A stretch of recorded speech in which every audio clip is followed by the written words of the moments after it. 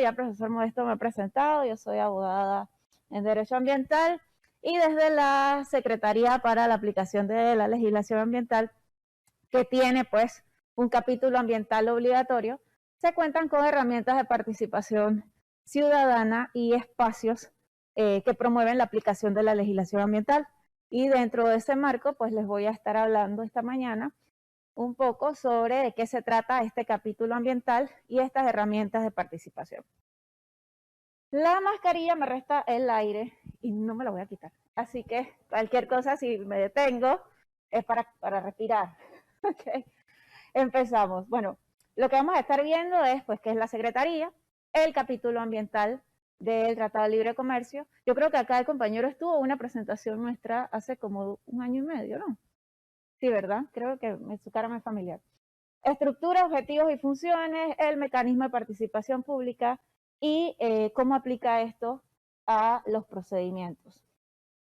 Ya sé por qué está la tortuga aquí, porque esta no es la presentación que quiero, pero bueno, no importa.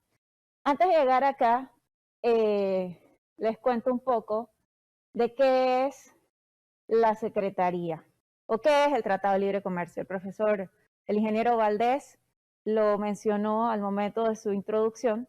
El Tratado de Libre Comercio entre Panamá y los Estados Unidos fue negociado por más de 4 periodos gubernamentales y entró en vigencia, como él lo mencionó, en octubre del 2012. Al momento de su entrada en vigencia, pues había una serie de productos que digo que esta no es, Rogelio, mi presentación. Hay una que dice Green 2. ¿Es la que tienen? Ok, creo que se la pasé a los otros de pasada, no importa. Cuando el Tratado de Libre Comercio entró en vigencia, había una serie de productos de intercambio entre países que a mí particularmente me llamaron la atención porque estaban muy asociados con la materia ambiental. Entre ellos, el primero estaban los salmónidos, que mi primera pregunta fue, ¿cómo exportamos salmones acá? Y bueno, están las tinas para cría de salmones que son utilizados para la exportación. Aparte de eso, hay varios monocultivos, la caña de azúcar, la piña, el café, se encuentran dentro del listado de productos de exportación, entre otros. Y me parecía destacable las camaroneras también, porque son actividades que están intrínsecamente relacionadas con el uso de recursos naturales y las disposiciones del uso del suelo. El tratado pues crea de manera obligatoria o establece un capítulo ambiental que es el capítulo 17. Este capítulo ambiental no solamente busca vigilar o dar seguimiento al cumplimiento de la aplicación de la legislación ambiental de la relación comercial entre los países, sino toda la legislación ambiental aplicable en ambos países y en este caso en Panamá. Esto es importante porque a veces se hace la relación de que como el tema ambiental está dentro del Tratado de Libre Comercio entre Panamá y los Estados Unidos, se limita a la legislación ambiental de esas relaciones comerciales, pero no es así. Estos 14 artículos que integran este capítulo 17 buscan niveles de protección, acuerdos ambientales, medios de cooperación entre los países para la aplicación de toda la legislación, sea que tenga que ver con materia comercial o no. Y esto es sumamente importante porque como es el único capítulo ambiental obligatorio de todos los tratados de libre comercio que tiene Panamá, que son más de 20, permea, por decirlo de alguna forma, sobre todas las actividades que en materia ambiental y comercial se pueden estar dando en otros tratados de libre comercio. Entonces, esto es a manera de pantallazo, no vamos a ver los 14 artículos tampoco, pero es importante destacar que en el primer artículo de este compromiso o de este capítulo se establece para las partes el tema de que cada uno pues, es libre y soberano de tener sus propios niveles de protección ambiental y sus políticas y prioridades, adoptarlas y modificarlas cuando a bien lo estimen, pero con la salvedad de que se debe procurar asegurar que éstas proporcionen y estimulen altos niveles de protección ambiental, esforzándose en mejorarlas. ¿Por qué este artículo es importante? Desde 2 perspectivas. Primero, aquí hay 2 principios generales del derecho ambiental consagrados o compendiados en un solo artículo. El primero el principio de soberanía de los estados. No es que va a venir otro país a imponer reglas o normativas acá, ¿no? Cada uno es independiente de aplicar sus normas y tomar sus decisiones como bien lo estime. Pero, importante esto, puedes adoptar, te has comprometido a cumplir con la legislación vigente, puedes adoptar y modificar tus leyes y tus políticas, pero cada vez que modifiques leyes y políticas, debes asegurarte que se den mejores niveles de protección y más altos. Entonces, en un escenario como el que nos encontramos acá, en donde se abocan a crear normativas legales asociadas con suelos, con programas de inundaciones, con reestructurar normas, se debe tener esa referencia de que en función del principio de no regresión ambiental, que es el segundo principio que está en este artículo, estas mejoras o estas modificaciones siempre tienen que darse para ampliar los niveles de protección que ya el país tiene, o sea, desde donde estamos hacia mejor, pero no para retroceder. Esto se ratifica inclusive 2 artículos más adelante, cuando se señala que las partes, en este caso los países, estiman inapropiado promover el comercio o la inversión mediante el debilitamiento o la reducción de las protecciones. En consecuencia, no se dejará sin efecto ni se derogará legislación ambiental de manera que afecte el comercio o la inversión. ¿Qué pasa? No se puede utilizar el contenido del tratado o la promoción del comercio para debilitar la legislación ambiental. Y es la disposición que el propio Tratado de Comercio establece. Y es importante destacarlo, porque ¿qué pasa? Estas referencias son normales o usuales dentro de disposiciones ambientales, pero esta no es una disposición propiamente ambiental, es un ordenamiento dentro de un marco del comercio. ¿Y por qué es interesante? Porque cuando se debilita la legislación ambiental, se debilita la base de los recursos que permiten la generación de comercio y de inversión. De allí que cuando señalas, no se dejará sin efecto la legislación de manera que afecte el comercio, es interesante porque parte de lo que motiva a tener capítulos con temas sociales dentro de tratados de libre comercio, como es el tema ambiental, el tema laboral, el tema de género, propiedad intelectual y demás, es buscando que todos los países apliquen las mismas reglas. No es lo mismo que yo negocie, y esto no tiene que ser internacional, puede ser entre partes, que yo negocie con usted la venta de un producto sin haber cumplido los permisos.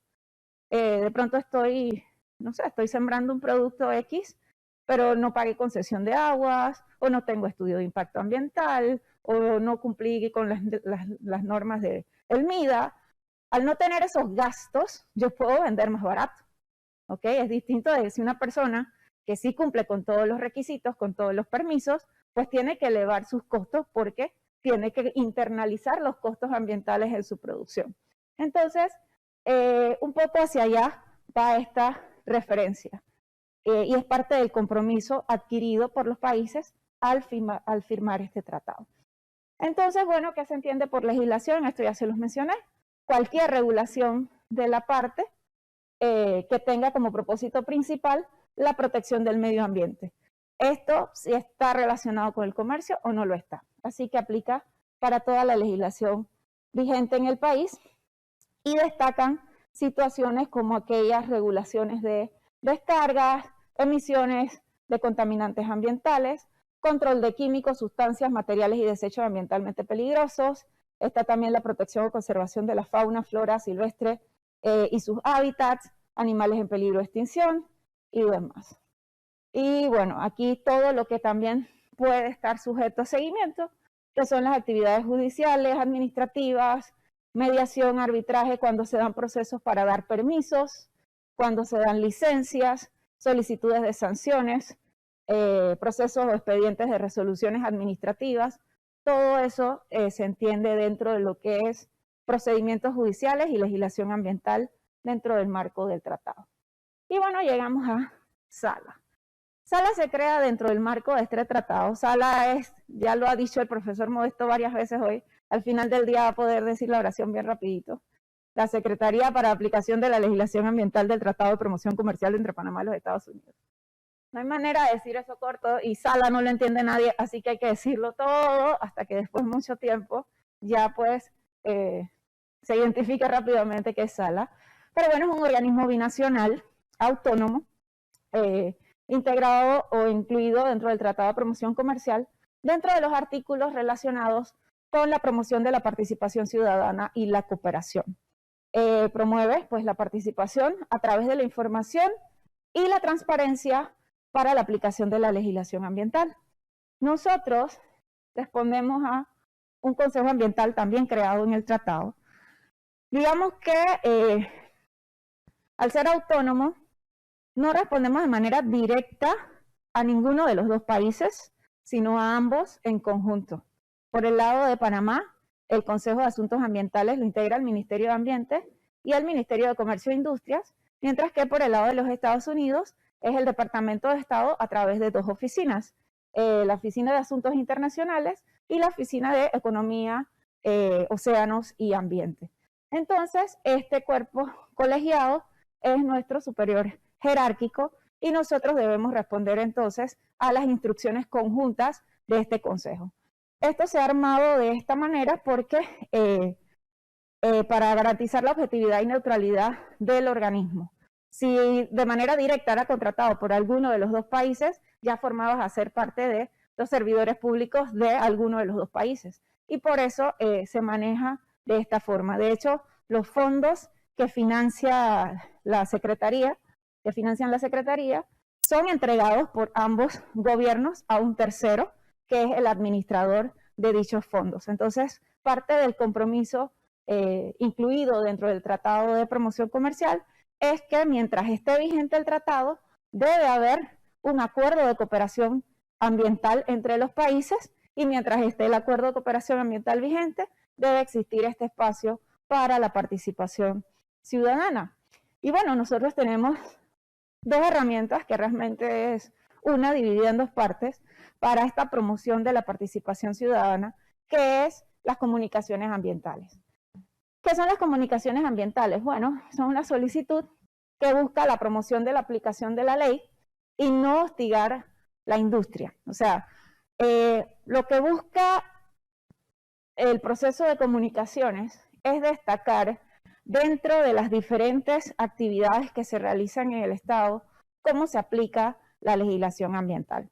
Dentro de este marco, si usted ha solicitado información a la institución, si ha presentado una denuncia, si está tramitando un permiso, una licencia, y estas solicitudes no son atendidas en el tiempo oportuno, estas solicitudes no son atendidas de forma completa, o si se atienden, no se encuentra una solución general a lo que se está presentando, usted con esa solicitud puede acercarse a el SALA y nosotros activamos el mecanismo de comunicaciones a través del cual, una vez recibida esta información por parte del peticionario, se envía al Consejo de Asuntos Ambientales informando que se ha recibido esta comunicación y si cumple con los requisitos de forma y fondo, se recomienda la solicitud de respuesta a la parte, en este caso al país.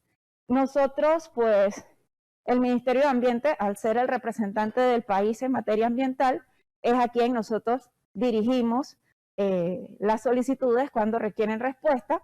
Sin embargo, puede que esta respuesta sea de otra institución que también tenga competencias en materia ambiental. Así que no se limita tampoco a solicitudes solo al Ministerio de Ambiente.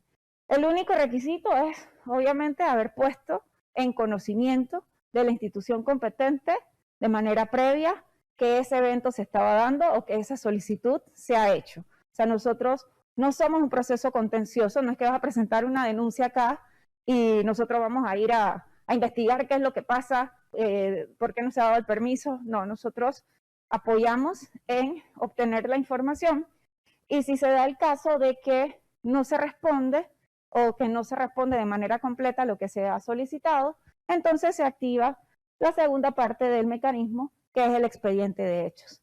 El expediente de hechos lo que refiere es, una vez analizada la solicitud, si el país ha entregado respuesta, entonces se analiza la respuesta a ver si está completa, y si no se ha entregado respuesta, pues también se hace la referencia de qué información se tiene de por qué no se entregó respuesta, y se recomienda, se prepara un informe que recomienda al Consejo de Asuntos Ambientales la apertura de un expediente de hechos. Ante esta recomendación, cualquiera de los 4 miembros puede votar a favor o en contra de que se abra la investigación. Y si alguno de los miembros dice que sí, se procede a abrir el expediente, y lo que hace este expediente es ir a reunir los hechos, por eso se llama de esa forma. Se va a campo, si es necesario contratar técnicos, especialistas, para levantar la información, si se necesita un hidrólogo, si se necesita un biólogo, si se necesita algún experto en alguna materia en particular para levantar los hechos de manera objetiva, pues la Secretaría cuenta con fondos para financiar eso y reunir la información tanto técnica como legal que esté asociada con esa situación o ese tema que fue presentado dentro de la comunicación ambiental. Y bueno, cuando se tiene esa respuesta, se envía, cuando se tiene ese documento, se envía al Consejo, y ellos, dentro ya del análisis de países, toman las decisiones de las recomendaciones de si se debe fortalecer la capacitación, si se debe hacer intercambio tecnológico, si se debe dar seguimiento. O sea, ya una vez levantada la información del expediente de hechos, queda en manos de los países el hacer recomendaciones sobre cómo mejorar esa situación o cómo atenderla. Se solicita también el voto para hacer esa información pública, y una vez hecha pública, cualquier miembro de la sociedad puede utilizar esa documentación, que al ser revisada por los países se convierte en documentación oficial. Así que puede ser utilizada para seguimiento, puede ser utilizada para otros procesos, para lo que el peticionario o el público en general desee. Parte de las ventajas del mecanismo frente a otros similares, o sea, este no es el único mecanismo de participación ciudadana que hay en el país, o sea, que hay espacios dentro de la Defensoría del Pueblo, dentro de la ANTAI, está el tema del habeas data que puedes presentar en corte o en tribunales superiores, pero este mecanismo en particular pues es específico para temas ambientales. Al ser específico, de alguna forma no entra en la mora en que se incurre a veces en la corte o en la ANTAI, que tienen que atender las solicitudes de información de todos los temas de las diferentes instituciones públicas. Este es específico ambiental, así que es más expedito. Cualquier persona u organización puede hacer uso de la herramienta de comunicaciones ambientales, no necesita abogado, no tiene ningún costo y no tiene formalismos tampoco. El único requisito, como les dije, el imprescindible, es aportar la solicitud que se haya hecho previamente a la institución. El tema adquiere pues relevancia internacional, porque una vez se presenta la comunicación a la Secretaría, es nuestro deber enviarla al Consejo de Asuntos Ambientales, y desde ese marco los Estados Unidos entra como observador dentro del proceso de cómo se da respuesta y cómo ha sido atendido o cómo se va a atender la solicitud presentada. En la experiencia centroamericana, que ya tienen alrededor de 14 años de contar con una secretaría como esta, muchas situaciones han sido atendidas. Una vez se presenta la comunicación, las partes se reúnen, llegan a acuerdos específicos de cómo solucionar la situación, y los peticionarios retiran las comunicaciones, y no es necesario llegar pues a un expediente de hechos que hace todo más largo, porque lo que se busca es que se encuentren soluciones y se atiendan los temas de manera oportuna. El envío puede ser vía electrónica, vía transporte, como les dije, no hay mayor formalidad. La página web de la Secretaría tiene un formulario también en donde se pueden hacer los envíos. Aparte de lo específico, en cuanto a la legislación local, pues estos 7 convenios multilaterales ambientales forman parte integral del capítulo 17 también del tratado. Está el convenio CITES del tráfico y comercio de especies amenazadas, está el protocolo de Montreal sobre sustancias que agotan la capa de ozono, el convenio internacional para prevenir la contaminación de los buques, la Convención de Humedales Ramsar de importancia internacional, la Convención de Recursos Vivos Marinos del Antártico, la reglamentación de caza de ballenas y la Convención Interamericana del Atún Tropical. Estos 7 acuerdos, tratados internacionales en materia ambiental, a pesar de que ya son leyes de la República en diferentes momentos desde hace tiempo, pues el Tratado de Libre Comercio los incluye en su anexo como obligatorios para su seguimiento y cumplimiento. Y cualquier otro acuerdo internacional que las partes estimen que debe estar incluido aquí, se puede agregar a través de listas. Así que en el futuro puede que esto se amplíe. ¿Y cómo relacionamos todo esto en un día a día? Pues bueno, básicamente la experiencia que tenemos de las comunicaciones que hemos recibido, de las 2 primeras al menos, han tenido que ver con sitios Ramsar. Y para hacer una cosa muy gráfica de por qué estos temas se relacionan con nosotros, con el comercio y demás, a mí me gusta mostrar estas imágenes muy rápido. Acá pues les debo el mapa de las rutas aéreas, pero estas son las rutas de aves migratorias, en donde, como ven, hay 3 rutas que directamente cruzan por Panamá, y en la avenida hacia este lugar, pues recorremos los que toman por el lado del corredor sur. Está atravesando cerca del área protegida Humedal Bahía de Panamá, que es un humedal de importancia internacional en temas Ramsar, área de descanso, intercambio de plumas y demás de aves en migración. Así como ocurre con las aves, pues Panamá también es un hub de ruta de ballenas migratorias, y recibimos ballenas todo el año porque se reciben desde el norte hacia el sur y desde el sur hacia el norte en diferentes momentos, y en ambos confluyen acá pues en el centro del país para temas de reproducción, de cría y demás. Entonces, así como confluyen las aves, así como confluyen las ballenas, también confluye el comercio marítimo en el mundo y por Panamá. Así que nuestro país es, como es el hub de todo, es el hub de biodiversidad también. No es el hub solamente de aviación y de comercio marítimo, sino que de la biodiversidad también. ¿Y qué ocurre? Que, bueno, aquí me hacen falta los indicativos concretos de los sitios humedales, pero tenemos 5 humedales Ramsar de importancia internacional. Está San Bonsac acá arriba, la Maniguarindiara en la comarca Nove, Golfo de Montijo en Veraguas, Humedal Bahía de Panamá aquí en la ciudad, y el humedal de Punta Patiño en Darién. La proximidad de las actividades humanas a estos sitios, y en un país tan pequeño como el nuestro, es innegable. O sea, siempre vamos a tener conflicto, por decirlo así, hombre-naturaleza en estos sitios, porque pues toda nuestra vida se desarrolla en diferentes entornos acá. Y bueno, las 2 comunicaciones ambientales que recibimos en el 2019, que fueron las primeras, tenían que ver una con el humedal Bahía de Panamá y la segunda con el humedal Golfo de Montijo. En el caso de Bahía de Panamá, el señalamiento era que por disposición legal se tenía que dar un plan de manejo para esta zona luego de 2 años de aprobada la ley, y habían pasado 4 años y no se había hecho dicho plan de manejo. En su momento pues se presentó la comunicación fue atendida en tiempo oportuno. De hecho, se estaban en los procesos de reactivar las comisiones para preparar términos de referencia y convocar a la elaboración del plan de manejo, toda vez que el convenio para el financiamiento de ese proceso vence, creo, si no se ha cambiado, en el 2022. Así que todavía tenían 2 años para concretar esa tarea.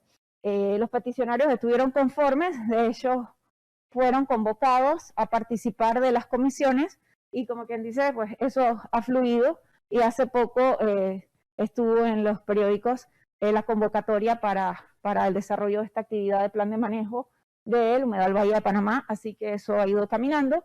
En el caso del Golfo de Montijo, pues distinto a Bahía de Panamá, en donde no había plan de manejo, pues en el Golfo de Montijo había un plan de manejo preparado, y habían pasado casi 4 años sin que se aprobara el documento. Y cuando se iba a aprobar, pues se estaban extrayendo partes de lo que se había acordado con las comunidades que participaron en el proceso de elaboración del plan. Bueno, luego de la comunicación, pues lo mismo, fue atendida en tiempo oportuno, se convocó a las partes y se aprobó el plan de manejo del humedal Golfo de Montijo en su totalidad. O sea, no se le excluyeron partes, ¿Y qué ocurrió el año pasado, por ejemplo? El año pasado, con el tema de la pandemia, ya estaba el plan de manejo pues aprobado. Este plan de manejo tiene un plan pesquero, a su vez, que establece veda para la langosta del 1 de mayo al 31 de julio, y había una veda de concha negra del 1 de septiembre al 31 de octubre. Lo que ocurrió con esta veda en medio de la pandemia es que no se cumplió, se empezaron a atender quejas de los pescadores, de los ciudadanos, porque decían que al estar en cuarentena total, pues las denuncias era difícil de presentar y que alguien acudiera a hacer las inspecciones.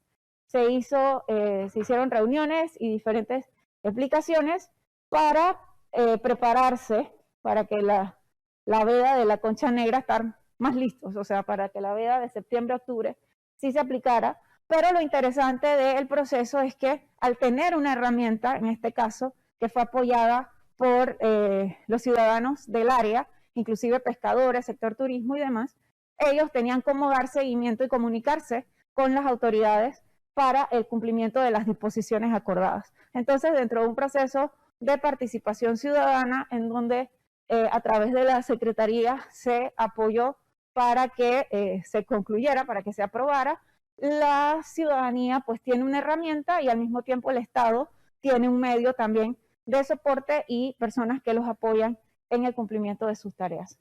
Pues bueno, el rol del servidor público dentro de estos procesos, como siempre, es no solamente capacitar y divulgar, sino ejecutar el cumplimiento de la legislación, para seguir el hilo del ingeniero Victoria y el ingeniero Cadavid, que ellos están comprometidos a renovar los votos.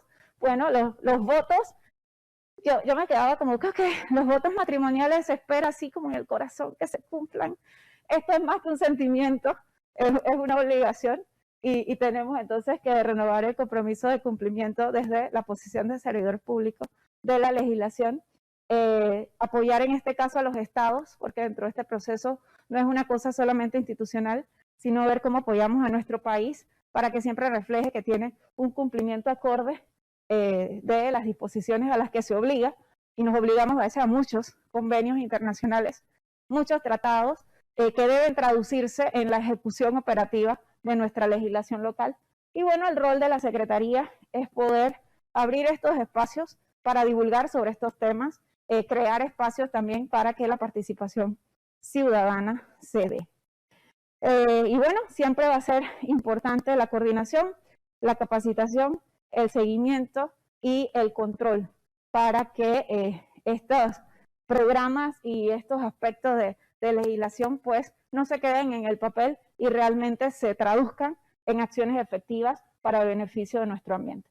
Sin más, eso era lo que tenía que compartirles. Aquí están los datos de la Secretaría directamente, y si tienen alguna pregunta, con mucho gusto.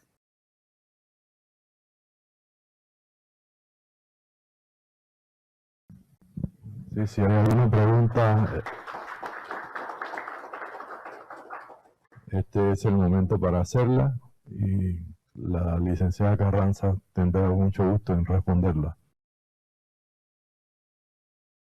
¿No hay preguntas? Bueno, aquí.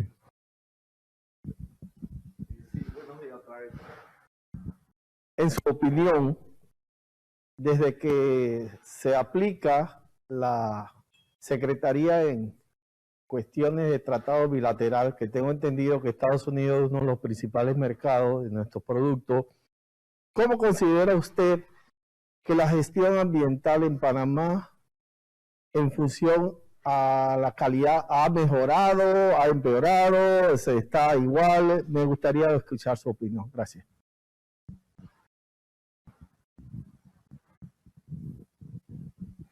Gracias por la pregunta. Yo creo que hasta ahora yo no puedo dar mi opinión. Mentira. No, desde la creación de la Secretaría, realmente la Secretaría tiene 3 años. Estamos en un proceso todavía de divulgación.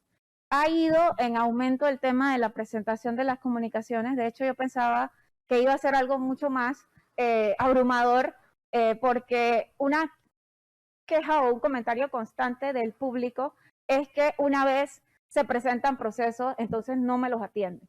o no me informan, o qué pasó con eso, el problema sigue, lo sigo viendo. Entonces, ante ese escenario, yo pensaba que iba a ser una cosa como muy apabullante el recibir comunicaciones. Sin embargo, ha sido un proceso que ha tomado su tiempo porque en la expectativa el público está pensando, así como en algún momento lo creyó de la Defensoría del Pueblo, tal vez, de que voy allá y ellos se van a hacer cargo, que la Secretaría podía atender procesos de denuncia. O sea, quejas hemos recibido muchísimas, pero nuestro trabajo es orientarlo al procedimiento ordinario que se debe seguir. Usted debe ir a la institución pública competente, de esta manera presentar los temas, y si es el caso que la institución no le atiende, entonces se acerca a nosotros. Lo que sí le puedo utilizar, o sea, esa ha sido la experiencia en Panamá hasta ahora. Las 2 primeras comunicaciones fueron atendidas en tiempo oportuno, los peticionarios quedaron conformes. La tercera petición que se presentó, la tercera comunicación, tenía que ver con el proyecto eólico en Coclé, en Toabré. Allí también fue por un tema de solicitud de información. En su momento, los peticionarios no habían cumplido con todos los requisitos. Se les envió de vuelta la comunicación para que pudieran ampliar, pero en ese interín recibieron la respuesta de la institución, así que ellos también estuvieron conformes y con esa respuesta pues han seguido trabajando. En este momento pues estamos atendiendo una cuarta comunicación que tiene que ver con hechos o casos de diferente tipo, porque hay denuncias, solicitudes de información dentro de las áreas del Parque Nacional Volcán Barú y Parque Internacional La Amistad. Estamos en ese trámite de esa solicitud, así que siento que en la medida de que estos procesos de divulgación han ido llegando a más personas, pues se ha ido incrementando el trabajo. En el caso de la Secretaría Centroamericana, ella está unida pues al Tratado de Libre Comercio de República Dominicana y Centroamérica, son 7 países, ellos sí ya tienen 13, 14 años de estar trabajando, empezaron igual un poco lentos, de hecho en estos casi 15 años han recibido 45 comunicaciones, que se pensaría que para 7 países es como poco en 15 años, sin embargo lo que ha ocurrido es que en la medida que el mecanismo ha sido adoptado por el público, se presenta, esa presentación motiva, reunión con instituciones, tratar de resolver y se cierran, o sea, se retiran, porque lo que se pretende es que se lleguen a acuerdos y que la legislación se aplique. Nadie quiere quedar mal con un socio comercial y yo pienso que eso es parte tal vez de la diferencia que este mecanismo ofrece versus a los mecanismos de transparencia tradicionales, porque acá es un mecanismo de transparencia, sí, que impulsa la participación ciudadana en materia ambiental, pero cuya consecuencia podría derivar en temas económicos y comerciales directamente. Así que más o menos por ahí va la respuesta.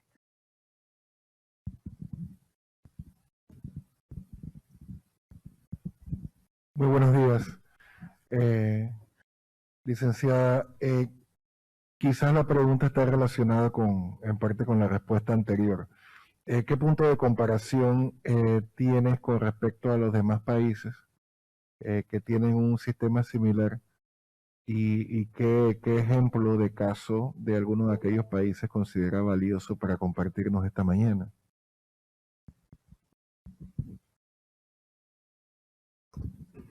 Gracias por la pregunta. Pues sí, bueno, secretarías similares a esta, pues la primera es el Centro de Cooperación Ambiental del Tratado de Libre Comercio de Norteamérica, que está integrado pues Canadá, Estados Unidos y México. Fue renovado en el 2020, el año pasado hubo una renovación de este tratado comercial y en esta renovación, de hecho, se reforzó el capítulo ambiental del SEC, del Centro de Cooperación Ambiental. Allí hay una comunicación ambiental interesante en donde recientemente lanzaron un video que está asociado con temas de plantas petroleras en el mar, en el área de Canadá, y hay casos interesantes también del área del delta del río en Los Ángeles, el río California, este río que comparten Estados Unidos y México, que está asociado con un humedal también. Ese es un caso interesante. Aparte de la Secretaría de Norteamérica, pues está la de Perú, la de Colombia, la nuestra, la de Panamá, y la de Centroamérica, que tiene pues los países centroamericanos y de República Dominicana. El primer caso que se tuvo en la Secretaría Centroamericana cuando el tratado se firmó, tenía que ver con la conservación de tortugas marinas en República Dominicana, y el proceso concluyó en el fortalecimiento de las leyes en República Dominicana en materia de protección de tortugas marinas. Así que digamos que tuvo un resultado satisfactorio. Hubo un proceso también en Roatán asociado con la construcción de puertos. Como les decía, no solamente la materia específicamente comercial es la que se aborda en estas secretarías. El caso de Perú también tiene un caso por la construcción de una carretera próxima al área de la Amazonía, en donde se modificaron las rutas, producto de esfuerzos ciudadanos que se venían solicitando, y la Secretaría pues sirvió como un medio de visibilizar estos temas y crear espacios para llegar a acuerdos. Así que sí hay experiencias positivas, y les invito, les puedo pasar las páginas web de las otras secretarías porque toda esta información es pública.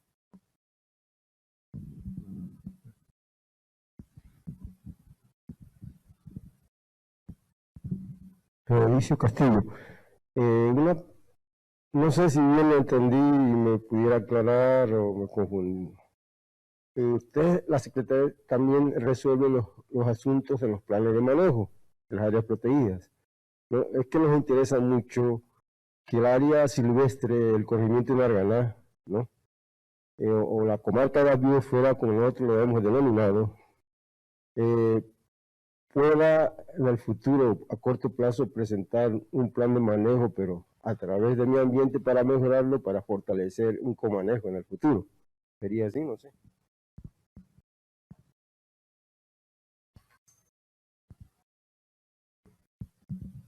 Sí, gracias por la pregunta.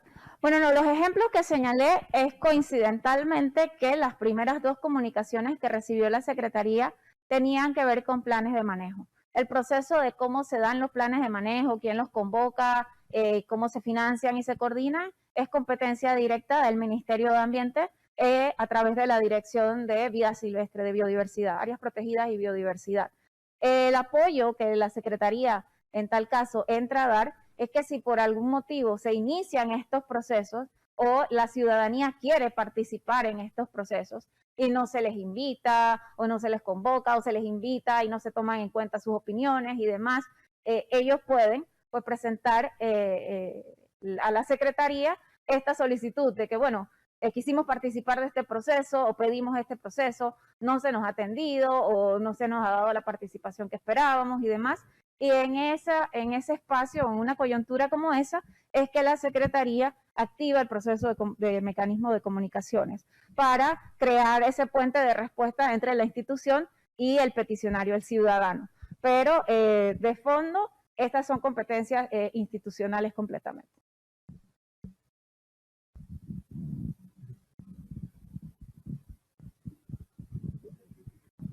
Sí, licenciada Gualtimir Valdés, nada más. ¿Qué tanta reciprocidad ha habido en la aplicación de este mecanismo de legislación de Estados Unidos hacia nuestro país? Sobre todo en el ámbito de lo que es la protección de la producción agrícola hacia una producción sana, sin tanta contaminación con algunos productos que inclusive su uso es prohibido en ese país.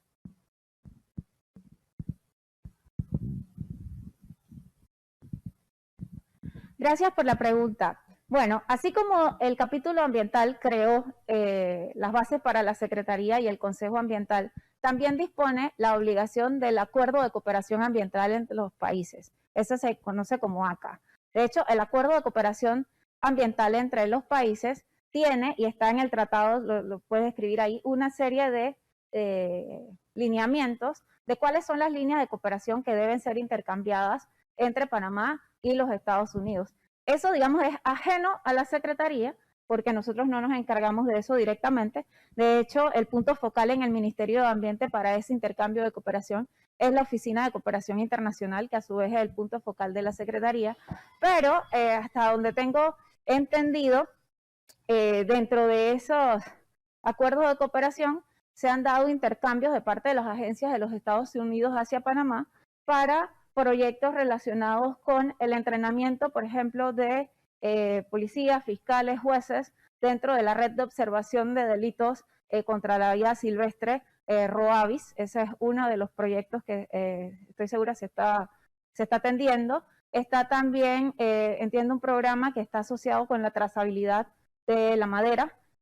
También se ha preparado un estudio con respecto a eso. Plan de participación ciudadana dentro de los procesos de evaluación de impacto ambiental, creo que es otro de los planes que están siendo financiados o apoyados por las agencias de los Estados Unidos dentro del programa de cooperación. Esto no quiere decir que sean los únicos, pero es un tema entonces entre países de qué manera se ponen de acuerdo con el tema del intercambio dentro de este proceso de la cooperación.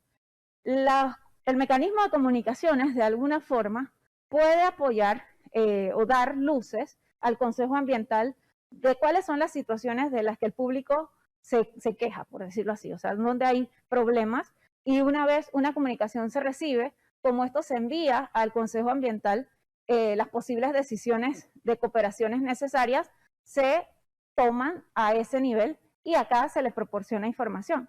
En cuanto al punto en particular que usted señala de los productos agroquímicos que están prohibidos en los Estados Unidos y que se venden acá, eso ahí sí está relacionado con lo primero que dijimos, de que cada país es soberano de disponer qué regula, qué no regula. En tal caso, si hay productos prohibidos, no solo en Estados Unidos, sino en cualquier otra parte del mundo, estamos en la posición como Estado panameño de establecer nuestras normas locales también en prohibición de esa venta, pero es una prerrogativa del Estado, o sea, no se puede desde otro país imponer una regla a un tercero, al menos no de manera directa. Y digo no de manera directa porque indirectamente yo puedo decir, si tú estás produciendo con cosas que acá están prohibidas, no te voy a admitir, pero eso no se puede poner de esa forma. Así que está en las decisiones soberanas de cada estado tomar sus decisiones, y de hecho, y esto es un comentario personal, hay muchas cosas que están prohibidas, inclusive el ingreso a nuestro país, y se venden, y están las disposiciones legales que la prohíben, y se siguen vendiendo. Entonces hay tal vez una falencia ahí en los procesos de fiscalización o de seguimiento, que es una cadena larga desde que ingresa al país hasta que llega a una tienda para ser vendida, pero que puede ser abordada con un poco de coordinación entre las instituciones para suspender esa irregularidad. Agradecemos entonces a la licenciada Betsaida Carrera por su exposición.